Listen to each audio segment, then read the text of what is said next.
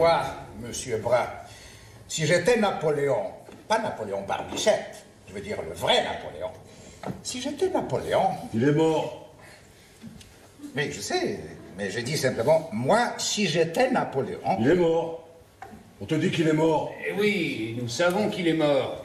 Mais vous voulez dire si j'avais été Napoléon pendant que Napoléon vivait encore? Oui, c'est ça. Si j'avais été Napoléon pendant que Napoléon vivait encore, eh bien, moi, j'aurais... Qu'est-ce que tu aurais? J'aurais...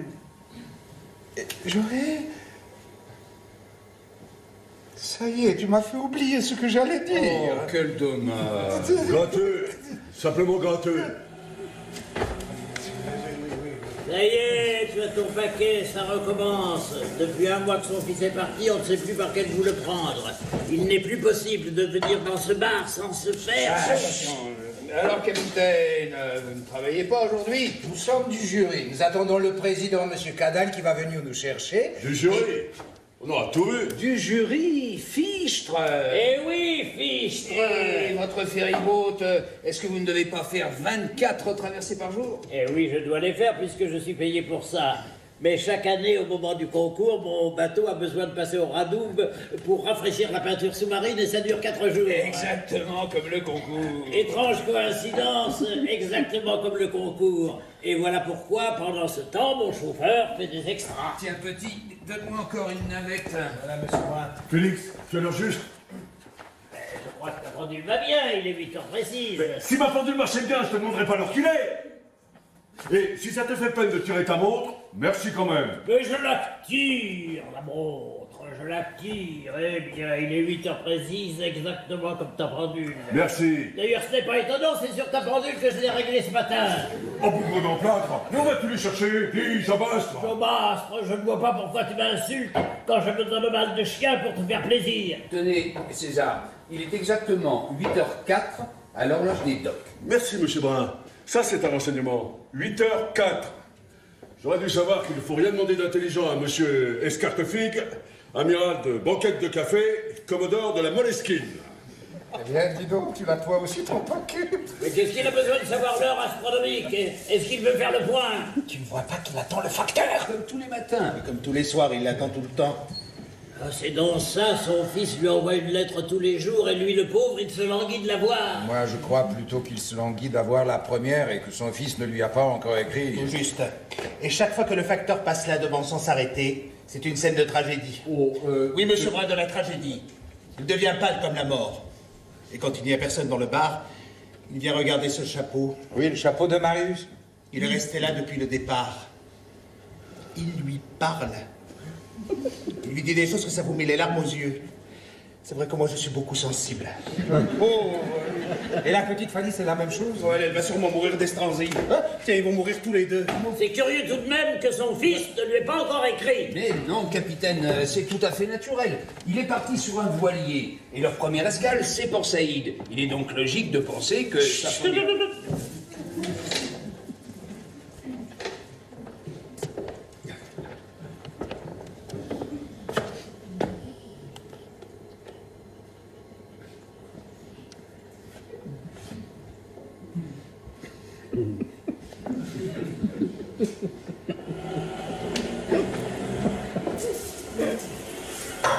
Cet homme-là va peut-être mourir de chagrin. Écoutez, monsieur Brun, il ne mourra pas, non, mais si cette lettre tarde encore 15 jours, il deviendra fada. Tu verras ce que je te dis. Oh, je le crois. Il va de plus pire en plus pire. Moi, j'en ai connu un comme ça que son cerveau se ramollissait, ça se fondait tout là-dedans. Et à la fin, quand il tournait la tête pour dire non, on entendait flic.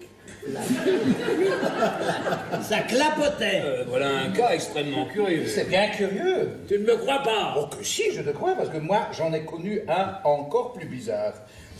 Au lieu de se ramollir comme le tien, eh bien, le mien, son cerveau se desséchait. Par exemple? Ce pauvre cerveau, petit à petit, il est devenu comme un pois chiche. Et alors, le pauvre, quand il marchait dans la rue, ce petit cerveau lui sautait dans sa grande tête et ça sonnait comme un grelot de bicyclette. Grelin, grelin. Surtout quand il marchait sur des pavés. Et toi, ma fada, tu vois bien que c'est incroyable. incroyable ton histoire. Certainement aussi vrai que la tienne. Honoré, si tu es un homme, dis-moi tout de suite et devant tout le monde que tu me prends pour un menteur. Mais naturellement que je te prends pour un menteur. Bien, dans ce cas, c'est tout différent. Bonjour, vous venez commencer la vente? Comme vous voyez. Alors la petite est encore fatiguée? Non, ne m'en parlez pas. Elle a une mine de papier mâché. Alors je suis venu faire l'ouverture et elle viendra me remplacer dans 1 heure. Merci, petit. Fanny est malade?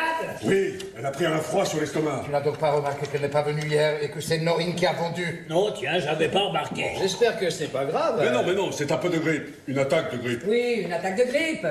Et puis, il faut dire aussi qu'à cause de certains petits voyous de navigateurs, la petite a le cœur brisé. Oui. Elle a le cœur brisé, la petite. Elle a le cœur brisé, elle en mourra. Et voilà le père de l'assassin. Assassin! Mais non, Norine, elle ne mourra pas. Le temps arrange tout, vous savez. Et puis, il ne faut pas en vouloir à César, Norine. Il est encore plus malade que la petite. Nous le disions tout à l'heure encore, nous le voyons déjà parti du ciboulot. Ah, ça c'est sûr, et ce sera bien fait. Mais non, il ne faut rien dramatiser. Fanny est charmante. Elle ne manque pas de prétendants, elle finira par se consoler. Mais elle ne mange plus rien. Elle est pâle, comme une bougie. Et allez, la jeunesse triomphe de tout. Allez, on ne meurt pas d'amour, Norine. Quelquefois, on meurt de l'amour de l'autre. Quand il achète un revolver. Et quand on ne voit pas les gens, on les oublie. On ne les oublie pas toujours, monsieur Brun. J'en ai connu au moins 2 qui sont mortes d'amour. Par pudeur, pardi, elles ont fait semblant de mourir de maladie, mais c'était d'amour. Déjà, Je m'ennuyais à la maison. Bonjour, petite. Bonjour César. Tu te sens mieux? Bah oui. Je me sens très bien. Bonjour messieurs. pourquoi tu n'es pas resté couché une demi-heure de plus? Mais parce que ça va très bien maman. C'est toi qui crois que je suis malade. Mais moi j'ai rien du tout. À la bonne heure. Rien du tout, rien du tout. Votre mère, vous croyez déjà morte? Oh là là, vous savez, maman exagère toujours. Alors, les huîtres sont arrivées. Oui, tu as ici les 2 paniers de Bordeaux et une caisse de moules de Toulon. Bon, alors je peux aller à la poissonnerie? Mais bien sûr, voyons. Vous la gardez, Norine? Bon, alors j'y vais, mais si la fièvre te reprend, tu fermes la baraque et tu rentres te coucher. Oui, si la fièvre me reprend, mais je te dis que c'est fini. Fini. Enfin, ça va bien. Tu as vu le café au lait que je t'avais mis sur la table de nuit? Oui. Bon, alors je peux y aller. Eh oui, vous pouvez y aller. Vous ne l'abandonnez pas en pleine mer. Bon, alors j'y vais. J'y vais. À tout à l'heure.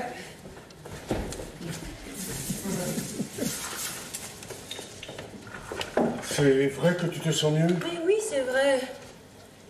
Vous ne me croyez pas? Oui, tu es peut-être mieux, mais t'es pas encore bien brillante. Ah non. Et vous César, ça va bien? Oh, ça va très bien, ça va le mieux du monde. J'ai dormi comme un prince. Comme un prince. Le pauvre, il en a tout l'air, hein. Eh bien, mademoiselle Fanny, est-ce que votre mère n'est pas ici? Ah non monsieur, elle vient de partir à la poissonnerie. À la poissonnerie ou au bagasse au trompe de l'air de 1000 bagasses. Vous seriez bien aimable de lui dire qu'elle n'oublie pas ma bouillabaisse de chaque jour, ni mes coquillages. Bagasse. Après, c'est mon régime. Le matin, des coquillages. À midi, la bouillabaisse. Et le soir, l'aïoli. Zou, zou, zou, un peu d'aïoli. Zou, zou, zou, Baptiste et vas-y. C'est bien mieux que les drages et l'Hercule. Ça remplace toutes les pilules. Vous pourrez, alors sans effort, plusieurs fois battre des records.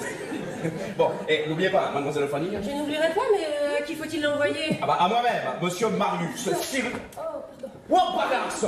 Oh. Mais qu'est-ce que c'est que ce fandard? C'est un Parisien, le pauvre. Je crois qu'il veut se présenter aux élections. Mais pourquoi il dit ce mot extraordinaire, bagasse? Mais il répète ça tout le temps. Tu sais ce que ça veut dire, toi? Non, je sais pas, mais moi je suis jamais allée à Paris. Nous aussi, nous avons des mots qu'un Parisien ne comprendrait pas. Bagasse, pour moi, c'est le seul mot d'anglais qu'ils connaissent. Alors, il le dit tout le temps pour étonner le monde. C'est curieux, mais je le croyais marseillais. Dites, vous n'êtes pas fada? Et dans le monde entier, mon cher Panis, tout le monde croit que les Marseillais ont le casque et la barbe à 2 pointes, comme Tartarin, et qu'ils se nourrissent de bouillabaisse et d'aïoli en disant bagasse toute la journée. Eh bien, monsieur Brun, à Marseille, on ne dit jamais bagasse, on ne porte pas la barbe à 2 pointes, on mange pas très souvent de l'aïoli, et on laisse les casques pour les explorateurs. Et on fait le tunnel du Rhône. Et on construit 20 km de quais pour nourrir toute l'Europe avec la force de l'Afrique. Et en plus, monsieur Brun, en plus, On emmerde tout l'univers. L'univers tout entier, monsieur Brun. De haut en bas, de long en large. À pied, à cheval, en voiture, en bateau, et vice-versa. Salutations, vous avez bien le bonjour, Niafron.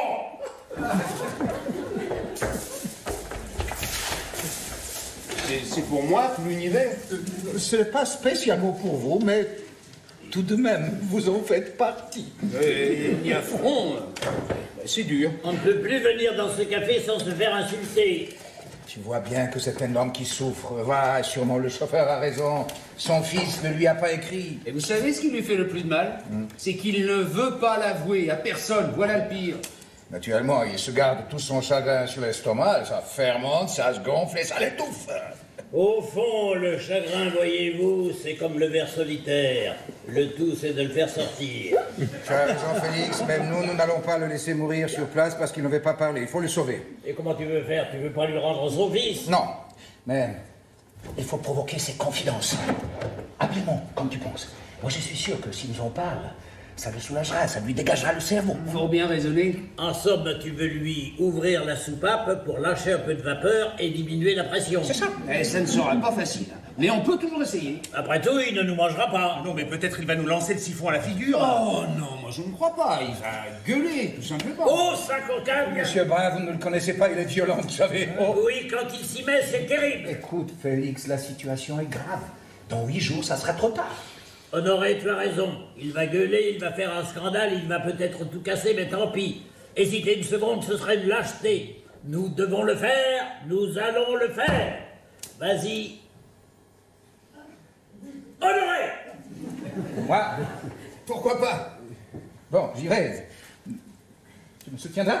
Compte sur moi, je suis la 2e escadre sous-marine. Je te suis de loin, et pendant qu'il répond à t'aborder, moi, je plonge et pam, je le torpille.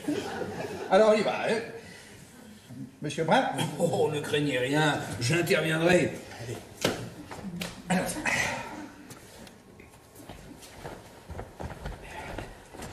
Fais-y l'attaque!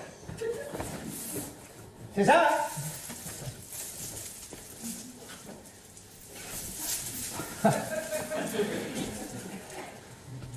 J'attends quelqu'un? Moi? Et pourquoi veux-tu que j'attende quelqu'un? Je sais pas, moi. Depuis 1 heure, tu es là, à t'agiter, à regarder la pendule. Moi, j'ai regardé la pendule. Eh bien, il m'a semblé que tout à l'heure... Monsieur Panix, pourquoi m'espionnes-tu? Par qui es-tu payé? À quoi ça te sert? Monsieur César, je ne t'espionne pas. Pourquoi viens-tu avec des yeux luisants de policier me demander si j'attends quelqu'un? Mais César, dans le fond, que tu attendes quelqu'un ou tu n'attends de personne, j'ai l'honneur de vous informer que je m'en fous complètement. Je ne te demande rien d'autre. Eh bien, tu es servi. Je pourrais à la rigueur te prier de ne pas employer, quand tu me parles, des mots aussi grossiers que je m'en fous. Mais enfin, comme ta délicatesse naturelle n'est pas assez grande pour te faire sentir les nuances, passons là-dessus. Passons.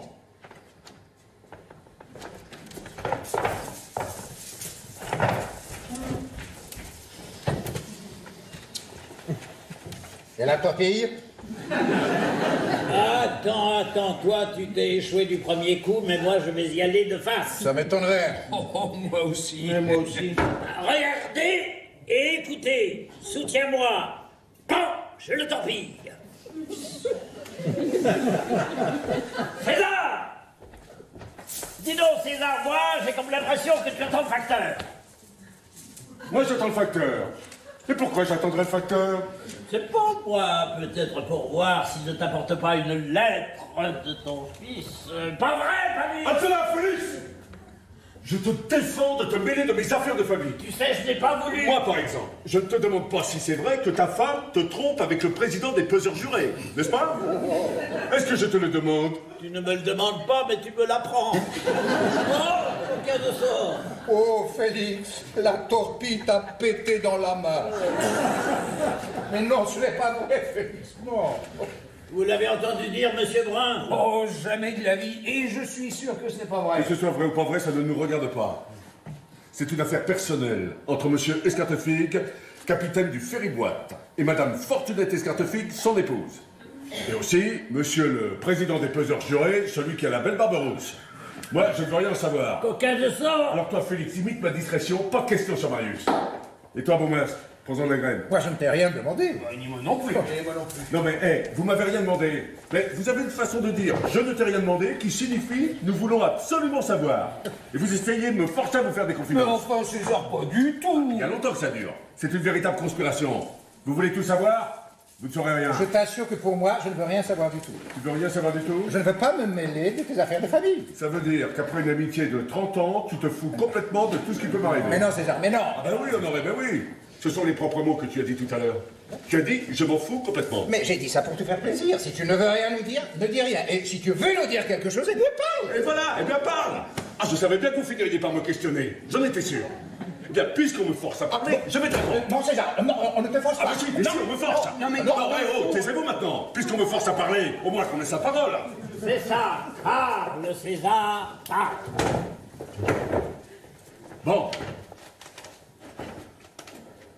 Donc, je vois dans vos yeux, et dans ceux de tout le monde, même dans les yeux des passants, que vous avez pitié de moi. Oh. Non, non, je sais très bien ce que vous devez dire quand je suis pas là. Vous dites, il doit pleurer la nuit, tout seul, dans sa grande maison vide. Il ne s'occupe plus de son bar. Il attend des nouvelles de son fils, qui ne m'écrit jamais, et ça brise le cœur de cet homme. Eh bien, puisque vous pensez des choses pareilles, puisque vous attachez de l'importance à une histoire qui n'en a pas et à laquelle je ne pense jamais, il faut que je m'explique une fois pour toutes. Ben, c'est ça, expliquez-vous, ça mettra tout au point. Alors tout à l'heure, tu m'as demandé si j'attendais le facteur.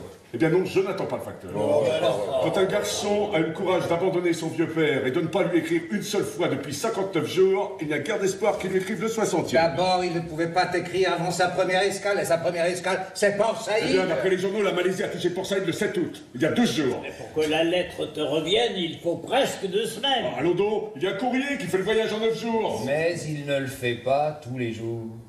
Hein? Vous croyez? Naturellement, j'en suis sûr. Bon, et d'ailleurs, pourquoi perdre son temps à parler de ces choses? Ça ne m'intéresse absolument pas. Alors, César, ça ne t'intéresse absolument pas. Absolument pas. Allez, allez. Comment aller? Pourquoi dis-tu aller? Ah, vous me croyez faible? Vous me prenez pour un mollasson. Vous croyez qu'on peut me tromper? Me bafouer, m'abandonner?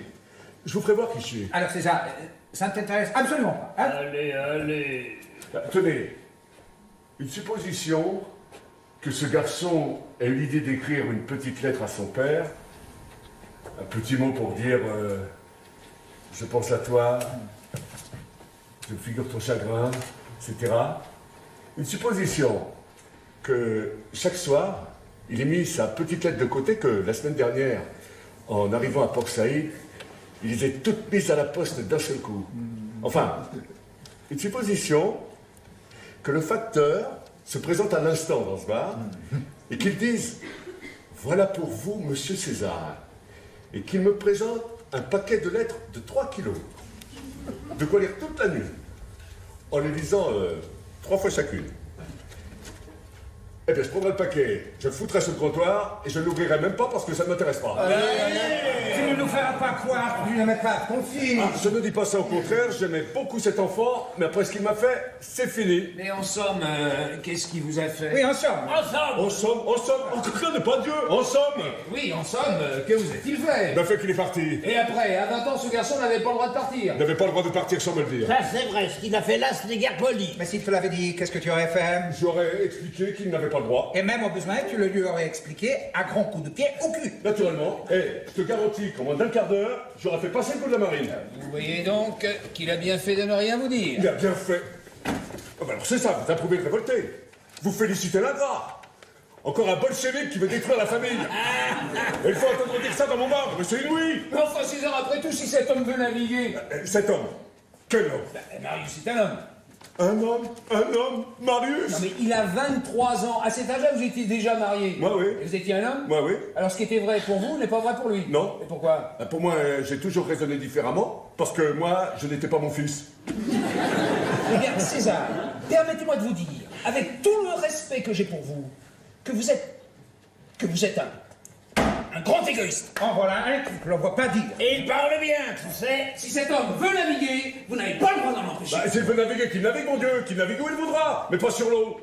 Et alors, où veux-tu donc qu'il navigue? Bah, ça veut dire pas sur la mer. Qu'il navigue comme toi, tiens, sur le vieux port. Ou sur les rivières. Ou sur les étangs. Oui, et puis nulle part, c'est le nom de Dieu. Est-ce qu'on a besoin de naviguer pour vivre? Est-ce que M. Panis navigue? Ah non, pas si bête. Il fait les voiles, lui. Il fait les voiles pour que le vent emporte les enfants des autres. Monsieur César! Voilà pour vous! Vous avez rien pour moi, Fanny Cabanis? Oh, mais je vous connais, mademoiselle. Non, j'ai rien pour vous. Peut-être vous avez laissé la lettre chez moi, 39 quai du Port. Ah si, j'ai laissé un prospectus des nouvelles galeries. Ah, mais rien d'autre. Ah bah rien d'autre pour aujourd'hui. Ah, c'est pas de ma faute, vous savez. Moi, je les porte, les lettres, mais c'est pas moi qui les écris.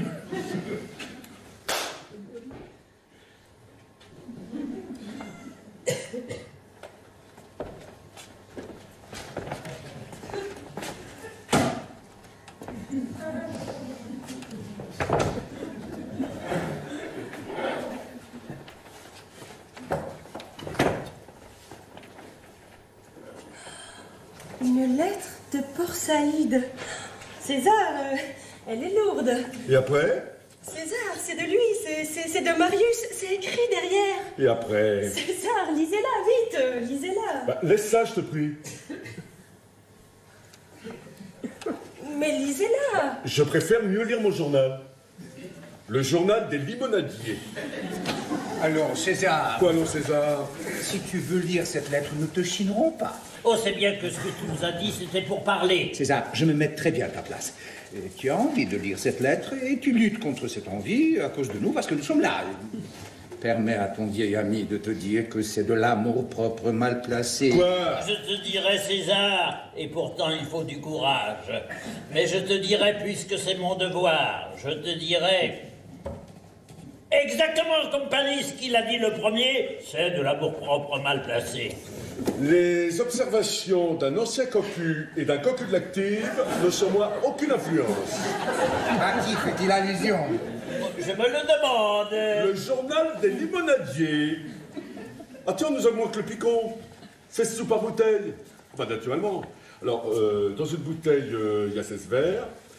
Ça va faire pour les clients 4 sous par verre. Et la lisette, même romance. Enfin, tant pis, que faire? On est bien forcé d'accepter, n'est-ce pas? Oh tiens, il y aura le congrès des limonadiers au mois de février à Toulon. Oh, bah ça, je ne manquerai pas. Alors, César. Quoi, non, César? Parfaitement, j'irai au congrès des limonadiers. Eh, c'est pas toi qui vas m'en empêcher, peut-être? Non, certainement, mais enfin, tu as là des nouvelles de ton fils. Tu devrais bien... César, ouvrez la lettre. faire plaisir à la petite. Ça t'intéresse donc tant que ça d'avoir des nouvelles de ce navigateur dénaturé? Moi, non. Voyons César, si vous ne l'ouvrez pas, je vais l'ouvrir. Oh, de Dieu! Vous allez tous m'empoisonner avec cette lettre! Ah bah tiens, moi je m'en vais la mettre à l'abri. Il va la lire dans la cuisine. Et nous, vous ne savez pas ce que nous devrions faire en attendant? Non. Bien, nous devrions nous en aller discrètement pour ne pas gêner sa rentrée. Bonne idée. Nous sommes d'accord? Oui, nous sommes d'accord. Nous sommes d'accord. Mais vous vous asseyez. Bien, monsieur Escartefigue, j'ai entendu dans ce bar assez de calomnies contre les Lyonnais pour avoir le droit de formuler ceci. À Lyon, on sait ce que c'est que la pudeur et la discrétion.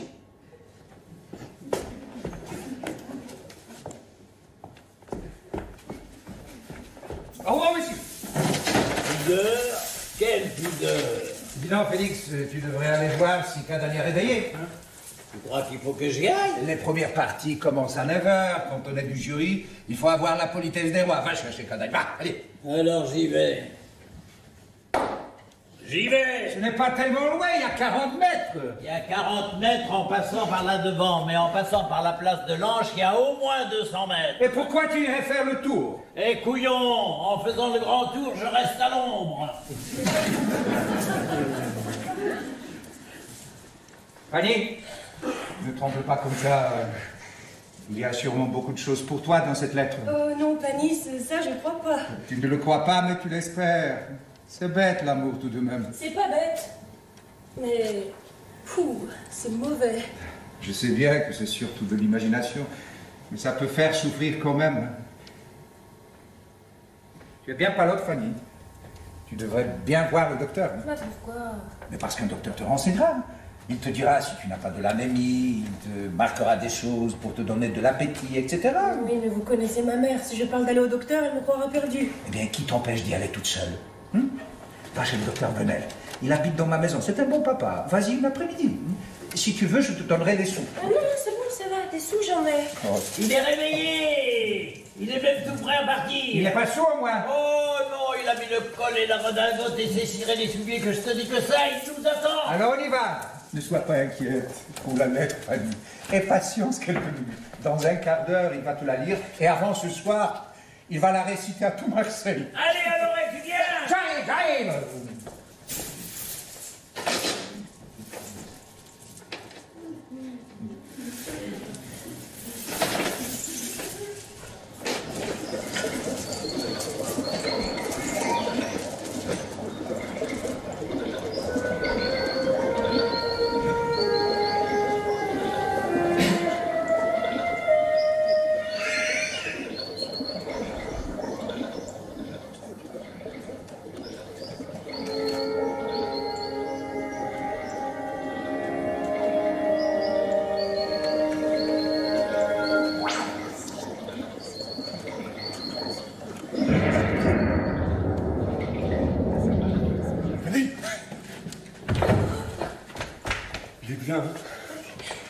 Ça porte bien.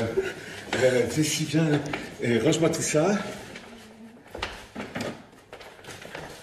Tu vas me relire la lettre bien comme il faut.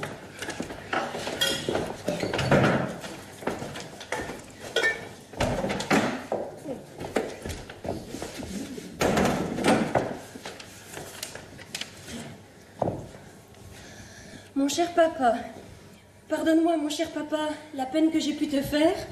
Je sais bien comme tu dois être triste depuis que je suis partie, et je pense à toi tous les soirs. Bon, il pense à moi tous les soirs.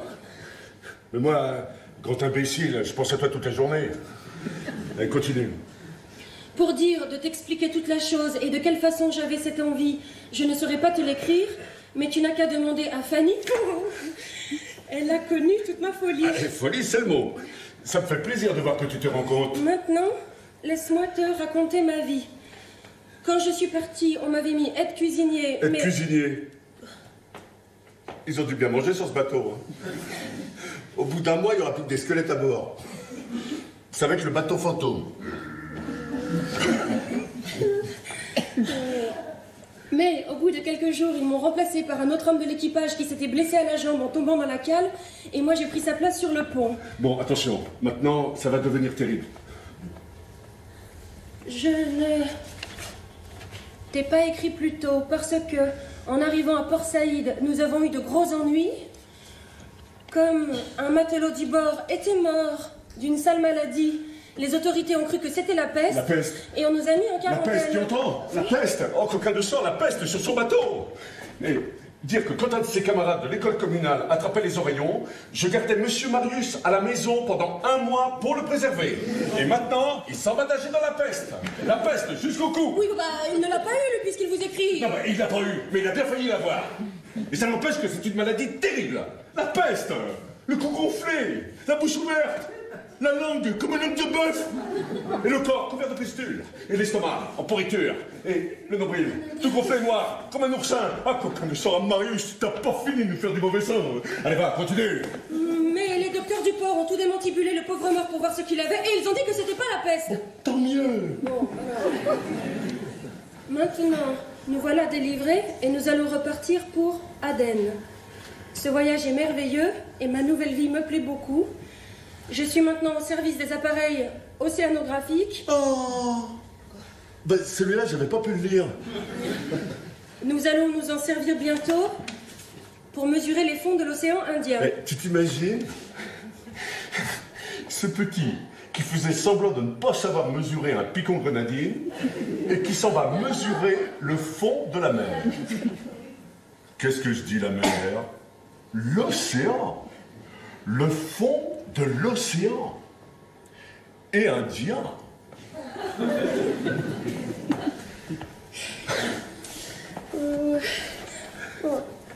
messieurs les savants sont très gentils avec moi. Celui des appareils m'a pris en amitié. Je lui ai raconté toute mon histoire.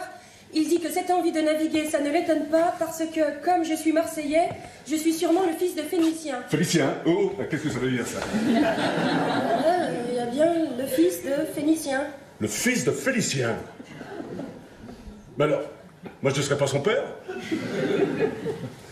Ah, je comprends. Je t'expliquerai.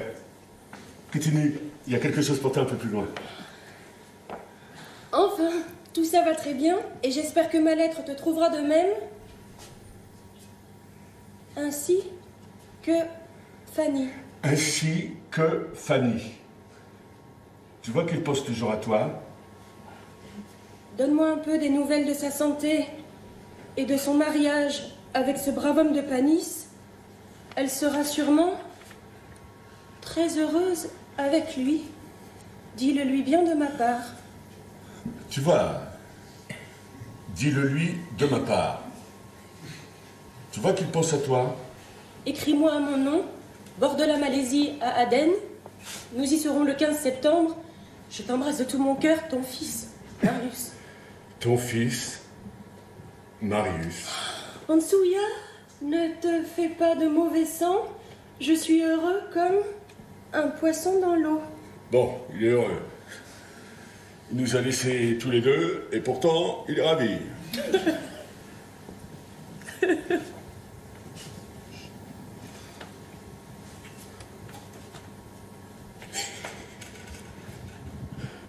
Que veux-tu, ma petite Fanny? Il est comme ça. Puis, il faut se rendre compte qu'il ne doit pas avoir beaucoup de temps pour écrire. Puis sur un bateau, c'est difficile. Ça remue tout le temps. Tu comprends? Évidemment, il aurait pu mettre quelque chose de plus affectueux pour moi. Et surtout pour toi. Mais peut-être que, juste au moment où il allait écrire une longue phrase exprès pour toi, une phrase bien sentimentale, ben peut-être qu'à ce moment-là, on est venu l'appeler pour mesurer l'océanographique. C'est comme ça que je me l'explique. Puis c'est la première lettre. Il y en aura d'autres. Hein? Bon, allez, maintenant on va lui répondre. Comme j'écris pas très bien parce que j'ai la main un peu grosse pour le porte-plume, tu vas l'écrire pour moi. Faut chercher un stylo et du papier. Hein?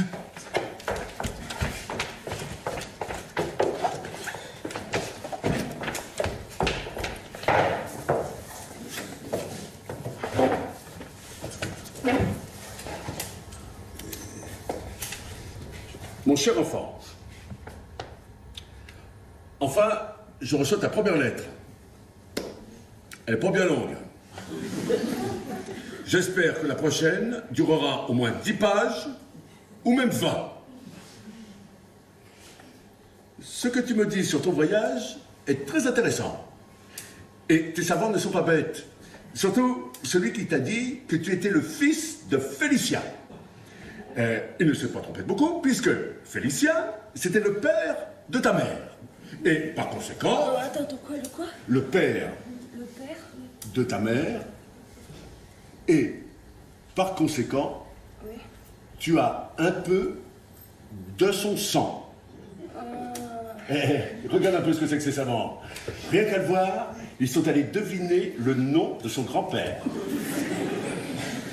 Bon, où en était-je? Continuons. Attention. Quand tu vas commencer à mesurer le fond de la mer, fais bien attention de ne pas trop te pencher. Et de ne pas tomber par-dessus bord. Et là où ce sera trop profond, laisse un peu mesurer les autres. Souligne les autres. Bien épais. Et si quelqu'un à bord attrapait la peste, ne lui parle que de loin et ne le fréquente plus, même si c'était ton meilleur ami. L'amitié est une chose admirable, mais la peste, c'est la fin du monde.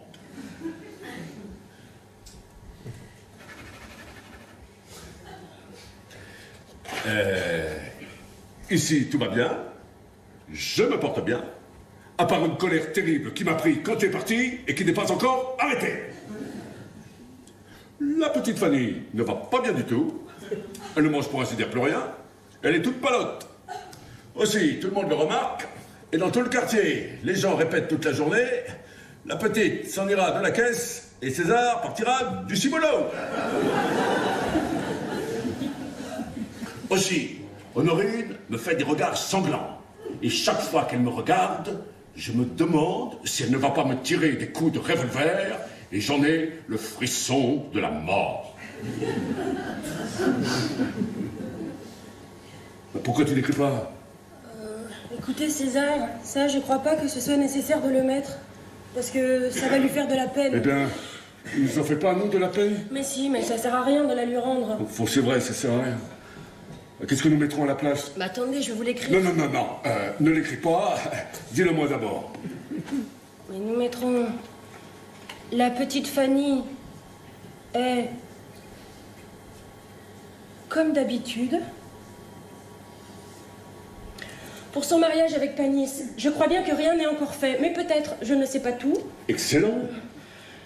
De temps en temps, nous parlons de toi gentiment sur la terrasse du café. Et quelquefois, le soir, quand tout est calme, pendant qu'Escartefique fait la conversation avec Panis et Monsieur Brun, il nous semble réellement que tu n'es pas parti si loin, que tu es juste monté à la gare pour lui descendre ses paniers d'huîtres et que tu vas paraître avec ton petit chapeau là et ton petit mouchoir autour du cou.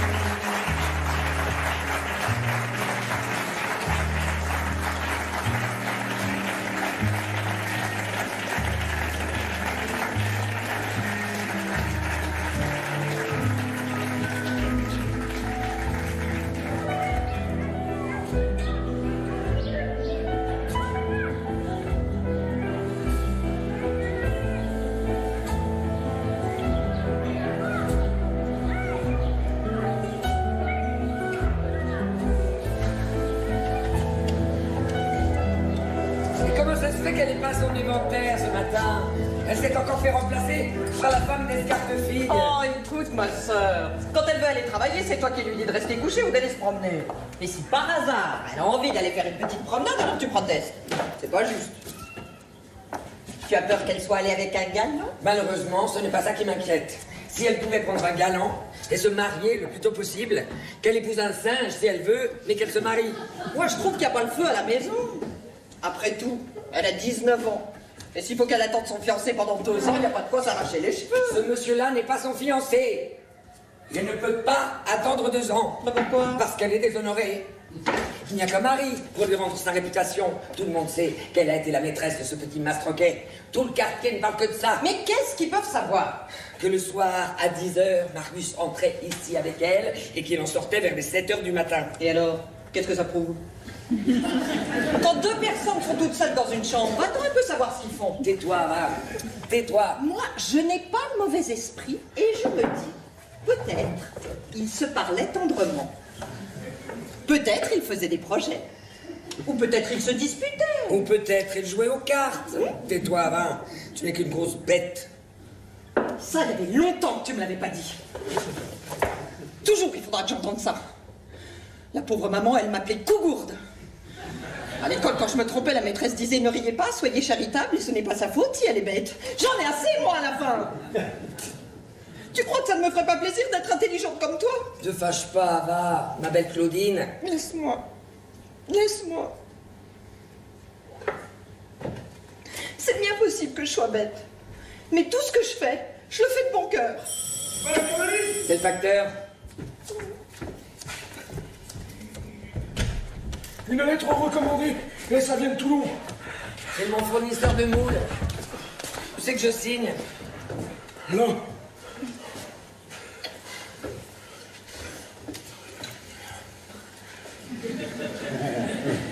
Alors, Madame Claudine, vous êtes un peu marseillaise aujourd'hui? Eh oui, je viens passer la journée chez ma sœur. Elle est si brave, votre sœur. Ah oui, qu'elle est brave. Dites, facteur, il faudrait que je vous demande un renseignement. Bon, allez-y, Norine. Est-ce que ma fille reçoit des lettres du fils de César? Oh, permettez cette question, j'en ai pas le droit d'y répondre. Bah pourquoi? Le secret professionnel, qu'est-ce que vous en faites? Vous savez ce que c'est, vous, le secret professionnel? Non, moi je le sais. Si vous me le dites, vous me donnez un renseignement bien précieux pour le bonheur de ma petite. Allez, soyez brave, dites-le nous. Revêtu de cet uniforme, je suis l'esclave du devoir, Honorine, esclave. Ouais, peut-être qu'avec un peu d'intelligence, nous pourrions nous arranger. Bon, attention, regardez-moi bien et posez-moi votre question. Est-ce que Fanny reçoit des lettres de Marius? Attention au mouvement.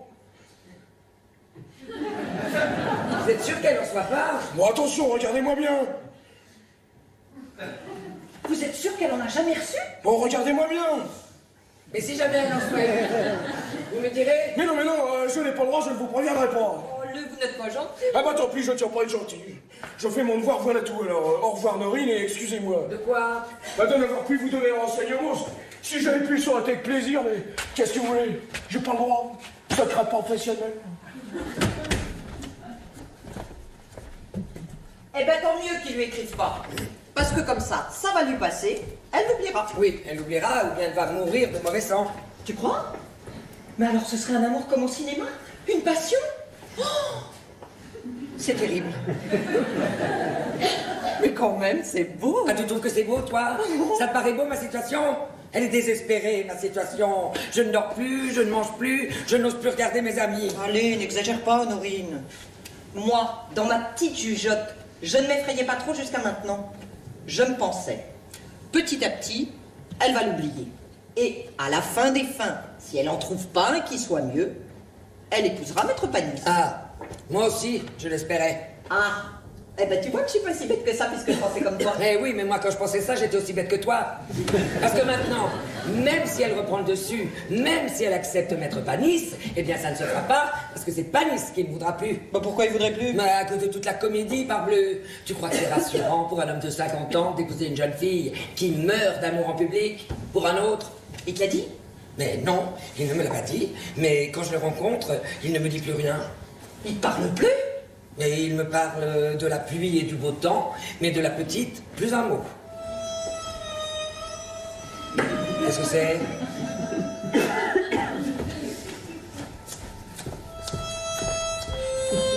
C'est un monsieur avec un chapeau.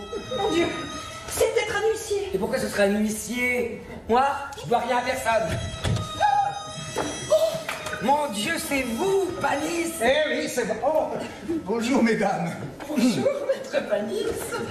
Et comment ça va? Mais ça va très bien, chère Madame Claudine. Et vous-même? Comme vous voyez, ça va pas mal. Moi, je vous trouve très en beauté. C'est vous qui êtes beau. Quand je vous ai vu dans le couloir, vous m'avez fait peur. C'est-à-dire que je viens du mariage d'un vieil ami, Ulysse Pijota, le gantier de la rue Paradis. Et voilà pourquoi je suis en habit ici. Et gants blancs. Et gants blancs, comme vous voyez. Ça vous va bien, vous savez. Oui, l'habit, ça flatte toujours. Et ce n'est pas moi qui suis élégant, c'est mon costume. Ah, ne dites pas ça, Maître Panis. Il faut savoir le porter. Et vous le portez bien. Pas vrai, Norine? Ah oui, pour ça, il le porte bien. Et comment ça se fait que vous ne soyez pas resté au banquet de la noce? Parce qu'aujourd'hui, c'était le mariage à la mairie. Le banquet, ça sera demain. Et d'abord, ça ne sera pas un banquet, ça sera un lunch. C'est un mot anglais. Ça veut dire banquet, d'ailleurs. Mais c'est beaucoup plus distingué. Et c'était joli cette noce? C'était charmant, c'était même émouvant, pour moi surtout. Pijota était veuf, comme moi, et à peu près de mon âge, comme moi. Et il a épousé une jeune fille ravissante. Oui, sa caissière, toute jeune. Il a bien fait. Oh, il y avait 2 ou 3 personnes à la sortie de la mairie qui ont eu un peu l'air de se foutre de lui. Moi, il me semble que ces personnes n'ont pas eu raison. Et vous, qu'est-ce que vous en pensez? Mais c'était jaloux. Voilà ce que c'est. Et qu'est-ce que vous en pensez, vous, Norine? Si ça fait plaisir à cette petite, tout est pour le mieux. Quand un homme de 50 ans a envie de se marier, Et quand sa situation lui permet de s'offrir une jeunesse. Pourquoi voulez-vous qu'il aille chercher une femme vieille et laide qui dépense 20 sous par jour de tabac à priser? Alors, vous approuvez Pujotard? Moi, je le félicite. Parfaitement raisonné, ma chère Claudine. Vous avez toujours eu du bon sens. Et vous, Norine, est-ce que vous le blâmez, ce cher, ce bon, ce sympathique Pujotard? Bon, enfin, non, je ne le blâme pas. S'il la rend heureuse et s'il lui a donné toutes les garanties de bonheur et de fortune. Mais naturellement qu'il les lui a donnés. Et même il est tout prêt à lui en donner d'autres, si elle l'exige ou si ça peut faire plaisir à sa mère. C'est la moindre des choses, donc nous sommes tous d'accord, n'est-ce pas? Nous approuvons hautement ce mariage et nous félicitons Pujotard. Tenez, s'il était là, je l'embrasserais. Eh bien, ma chère Honorine, puisque je vois qu'ici le bon sens règne désormais, je pense que l'occasion est bien choisie pour renouveler aujourd'hui une démarche dont le résultat aura sur tout mon avenir une importance capitale. Je pensais vous trouver seule, mais Madame Claudine est de la famille, elle ne me gêne pas, au contraire. Attendez une seconde, Panis. Donnez-moi le temps d'enlever mon tablier.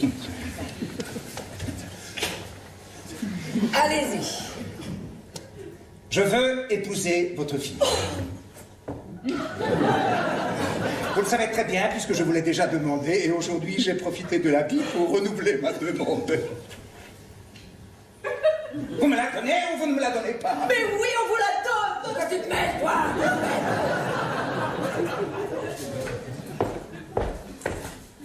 Monsieur Panis, il ne serait guère convenable que je vous donne une réponse si brusquement. Il faut me laisser au moins un jour pour réfléchir. Et d'ailleurs, avant de commencer à réfléchir, il faut que je vous pose des conditions.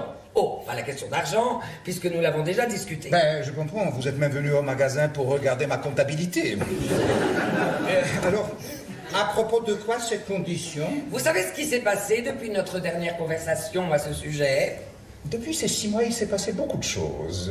Le maire a démissionné, Pitofi a gagné le concours de boules du Petit Provençal, il y a eu le tremblement de terre au Mexique, Picoiseau s'est cassé la jambe et j'ai fait repeindre mon magasin. Tout ça, c'est du passé. Ça n'existe plus. Et ce qui m'intéresse, moi, c'est l'avenir. Eh ben, c'est justement à cause de l'avenir qu'il faut que je vous dise un mot de Marius. Il est parti, n'en parlons plus. Il faut quand même que vous sachiez... Oui, je sais. N'insiste pas, Norine, il te dit qu'il sait. Mais peut-être vous ne savez pas tout. Mais oui, Norine, je sais tout ce que j'ai à savoir. Tout, Panis, tout. Écoutez, Norine, Marius, c'est un sujet de conversation que je n'aime pas beaucoup. Parlez-moi de la pluie, du beau temps, de la vie chère et même des impôts. Mais ne me parlez pas de Marius. Et moi, vous croyez que ça me plaît de parler de lui? Moi, c'est par honnêteté que je fais allusion au fait que j'ai trouvé ma fille couchée avec lui. Oh, bonne mère, il a fallu qu'elle le dise. Ne la croyez pas ici, mais Je m'imagine que ça s'est passé dans sa chambre, devant le portrait de sa grand-mère. Oh mon Dieu. Vous ne pouvez pas la tenir, votre langue. Ma langue, je la tiens quand je veux. Mais je voulais vous le dire pour que ensuite vous n'alliez pas nous faire des scènes en disant qu'on vous l'avait caché. Et maintenant, j'irai plus loin. Comme il s'agit d'une affaire très grave, je vais être franche jusqu'au bout. Ce que je vais vous dire, je ne l'ai jamais dit à personne. Et il ne faut pas que vous le répétiez. Jamais. Non, jamais. Jurez-le-moi. Je vous le jure. Sur qui? Sur la tombe de ma première femme, Norine. Bon. Eh ben, à cause de ça, je me demande si elle n'a pas le caractère de ma sœur Zoé. Pas possible. Mais pas du tout. Zoé aussi, quand elle avait 15 ans, elle était sage. Elle jouait toute seule avec ses poupées. Elle n'aimait pas les garçons. Et si un essayait de l'embrasser dans un coin, elle lui graffignait la figure comme une furie. Et après, quand elle a connu l'espagnol, adieu botte. Ça lui a pris comme un coup de Mistral et elle est devenue ce que vous savez. Elle était comme un parapluie fermé qui ne peut pas tenir debout tout seul. Les parapluies fermés tiennent très bien debout, Norine, quand ils ont un mur pour s'appuyer. C'est vous le mur? Oui, c'est moi le mur. Oh, vous êtes brave, Panis. Pas tant que ça, mais je l'aime bien. C'est vrai, Panis. Et puis, il faut un peu risquer dans la vie quand on veut avoir quelque chose. Mais peut-être vous prenez un grand risque. Oui, bon, bah ça, c'est son affaire. Après tout, ne le décourage pas, cet homme. En tout cas, vous allez me promettre une chose. Laquelle? Promettez-moi que si elle vous trompe, vous ne me la tuerez pas. Je suis un brave homme, vous venez de le dire, mais sur ce chapitre, je ne peux rien vous promettre à l'avance. Assassin! Mais vous me demandez une promesse impossible! Et la tradition alors? Je suis pas un Anglais, moi, j'ai l'âme orientale. Il paraît que le fondateur de ma famille, c'était un Turc. Et vous devez savoir qu'à Constantinople, Norine, il n'y a pas de cocu. Il n'y a que des veufs. Si elle me trompe, je ne sais pas ce que je ferai, je vous le dis franchement. Alors, pourquoi vous n'avez pas tué votre première femme? Parce qu'elle ne m'a jamais trompé. Et parce qu'elle tenait ma comptabilité. Voici mon dernier mot. J'épouse Fanny. Je fais n'importe quoi pour elle. Mais si elle me trompe, il y aura du cadavre dans la maison.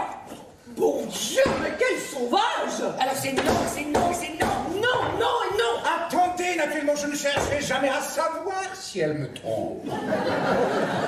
Cette sorte de surveillance serait indigne de moi. Et si on vient me donner n'importe quelle preuve, et même si on me l'a montré dans les bras d'un galant, eh bien, j'ai tellement confiance en elle que je ne le crois jamais. Bravo! Voilà l'exacte position de la question. Ah, c'est différent. Alors écoutez, j'irai vous porter ma réponse demain au soir, chez vous. Bien, puis-je avoir un petit espoir? Oh, un gros Panis! Un gros espoir! Je me retire, bon, ma chère Honorine. La démarche officielle est terminée. Hasta. Sachez que chez moi, parmi les voiles et les cordages, j'attends. J'attends dignement. Love me, ça y est! Tu vois bien que ça y est, j'en étais sûre! Mais la petite, elle, est-ce qu'elle voudra? J'en sais rien. Maintenant, quoi qu'il arrive, nous sommes parés. Si elle ne veut pas Panis, qu'elle en trouve un autre. Si elle n'en veut pas d'autre, qu'elle prenne Panis. Je ne sortirai pas de là. Oh, Chris Poulet! Oh! Dis-moi un peu si tu ne vois pas venir Fanny. Qu'est-ce que vous me donnez si je regarde? Comment qu'est-ce que je te donne? Ça vaut bien 5 sous, allez. Oh, bah quel tout fait! Écoutez, Madame Claudine, si j'avais pas le torticolis, c'est un travail que je vous ferais pour rien. J'aurais qu'à tourner la tête. Mais avec ce que j'ai, je me tourne tout entier. Ça vaut 5 sous. Ou alors un bout de pain.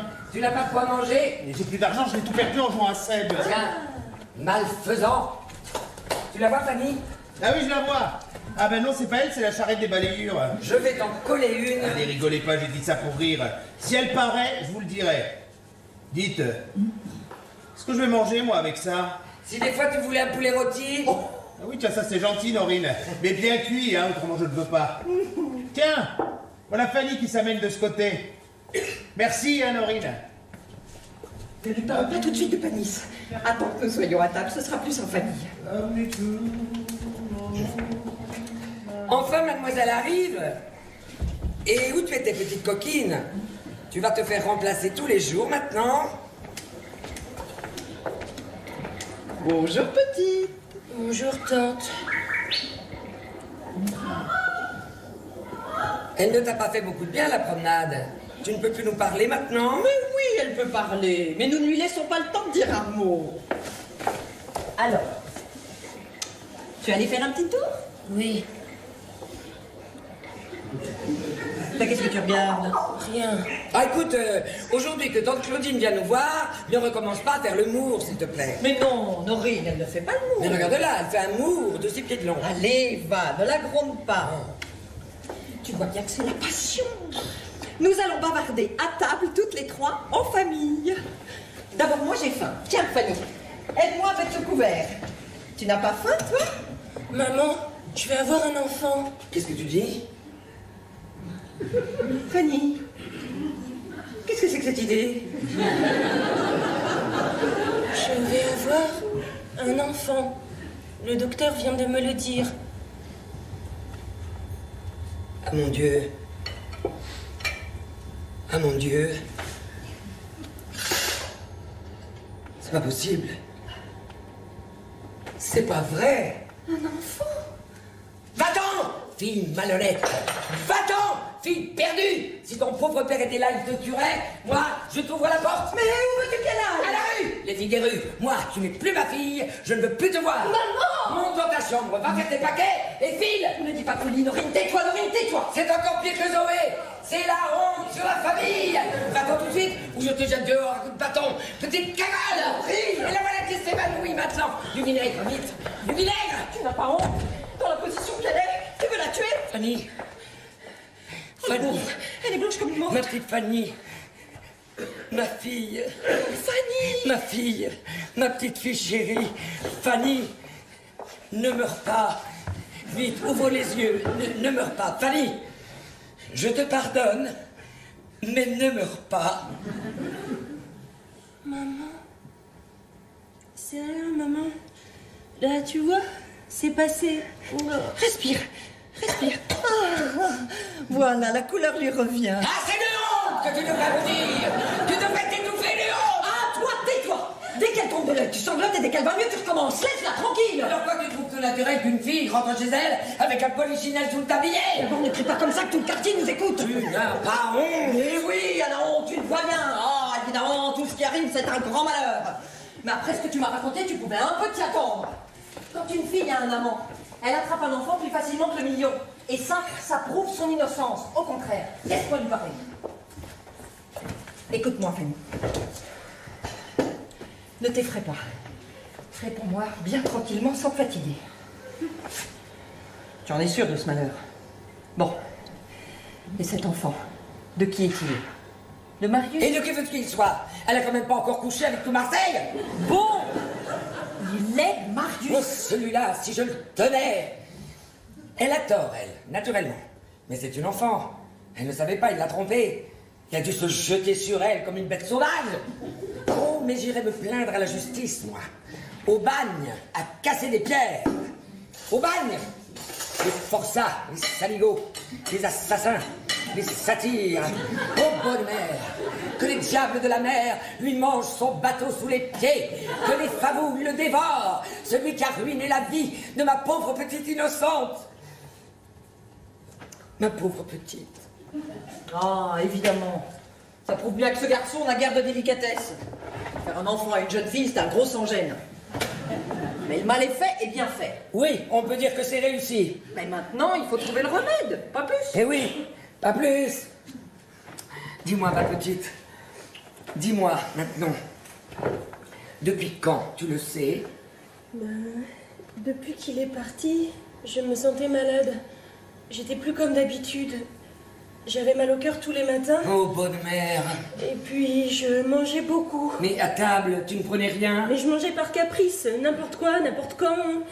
Du pain, du chocolat, du fromage, des coquillages. Ça me prenait comme ça, tout d'un coup. Et puis, j'avais l'air très maigre. Et ben, quand je me suis pesée, j'ai vu que j'avais pas maigri. Au contraire. Mon Dieu, ça y était. Alors, j'ai eu peur. Une peur horrible. J'y pensais le jour, j'y pensais la nuit. Je pleurais tant que j'en étais saoule.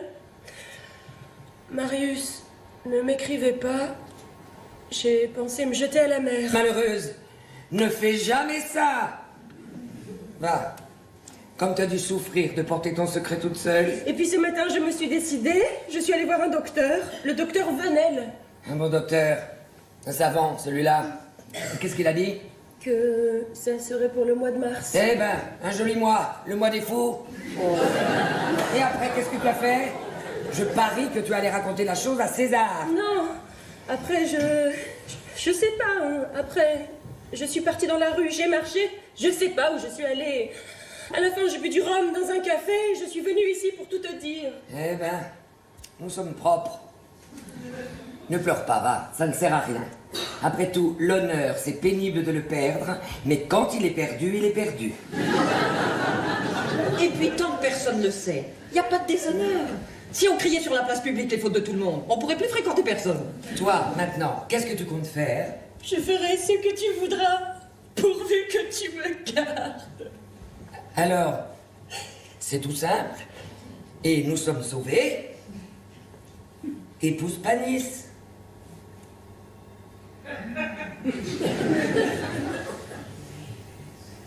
Mais tu crois que il me voudra encore? Il est venu te redemander il n'y a pas 10 minutes, avec la queue de morue et les gants blancs. Et cette fois-ci, c'est oui, oui, oui. Mariage dans 15 jours, et je vais lui porter la réponse tout à l'heure. Mais qu'est-ce que tu en dis, toi? Moi, je pense que je gagne très bien ma vie. Je suis capable de travailler, de me débrouiller toute seule.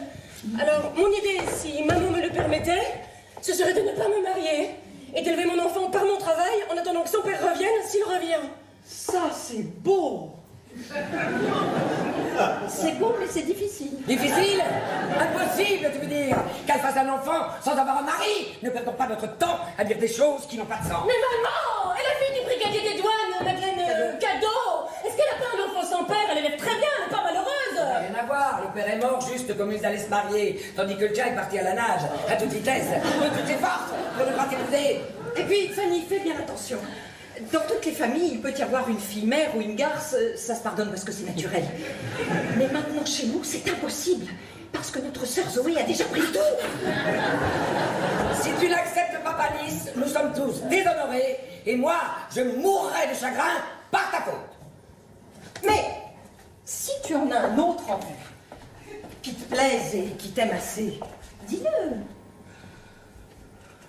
Le petit Victor, par exemple. Ah non, pas Victor. Il n'y a point de santé dans cette famille. Remarque, la santé du père n'a pas une grande importance, puisque l'enfant est déjà tout fait. Mais le fils de Balthazar, qui te fait les yeux blancs depuis le catéchisme, il est riche, il est beau garçon. Non, non, j'en veux pas un jeune. Si tu me forces à me marier, alors je préfère Panis. Et tu as raison. Mais lui, est-ce qu'il me voudra encore? Puisqu'on te dit qu'il te redemande. Oui, mais il savait pas. Il sait très bien tout ce qui s'est passé avec Marius. J'ai pris la précaution de le lui rappeler tout à l'heure. Il peut pas savoir que j'attends un enfant. Bah heureusement qu'il peut pas le savoir. Ça sera un enfant de 7 mois, voilà tout. Tu veux que je l'épouse sans lui dire la vérité? Bah toi, tu seras assez bête pour aller lui raconter la chose. Mais il le faut, voyons, on a le droit de savoir. Elle est folle, ou alors elle le fait exprès. Tu sais plus quoi inventer pour nous mettre dans l'ennui. Fanny, tu te rends bien compte que cet homme, c'est notre seul espoir. Si tu vas lui dire qu'il faut qu'il épouse 2 personnes à la fois, il ne voudra plus. Si tu parles, c'est terminé, c'est fini. Et d'abord, pourquoi lui dire? Tu n'es même pas absolument sûr que c'est vrai. Naturellement qu'elle n'en est pas sûre. Le docteur Venel vient de me le dire. Mais il est gâteux, le docteur Venel. Il a 60 ans. C'est peut-être nerveux ce que tu as. Mais oui, c'est les nerfs, ou alors c'est un nerf qui passe, une espèce de grippe.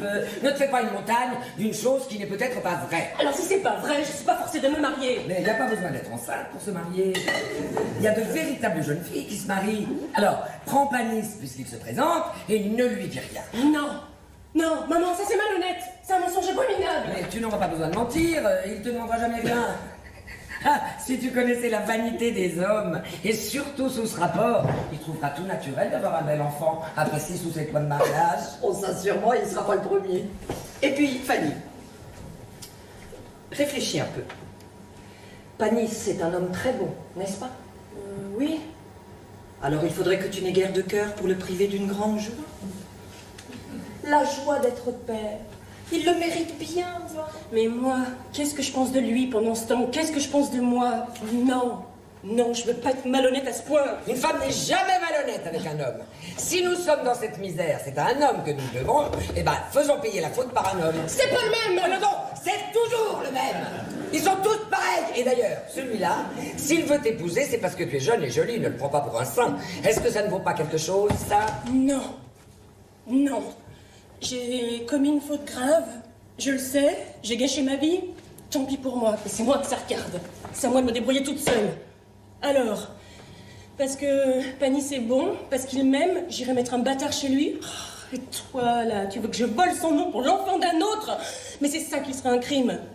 Si moi, je faisais une chose pareille, je n'oserais plus regarder personne dans les yeux, je me croirais la dernière des dernières. Là, je serais une vraie fille des rues, et c'est vous, là, qui me proposez ça! C'est ça, mais nous des leçons de morale à présent. Tu n'as pas tant fait de chichi quand tu menais ton gigolo dans ta chambre de jeune fille, sous les yeux du portrait de ta grand-mère. Et mentir à ta mère, ça ne te fait rien. Va, tu es une ingrate, tu es une méchante fille. Et toi, Maureen! Alors, nous n'allons pas recommencer la comédie. Tout ça est horriblement tragique. Mais on peut manger quand même. Fanny, assieds-toi là.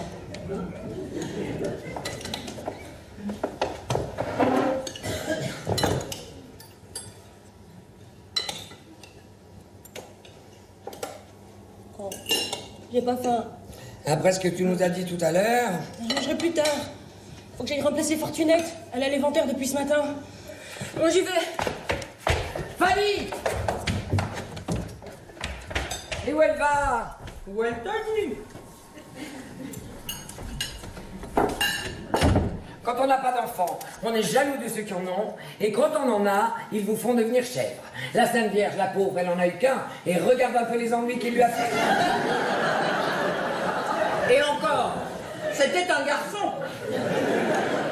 Elle n'est pas allée se noyer au moins. Mais non, si elle voulait faire son petit, la retiendrait. Assieds-toi, Norine.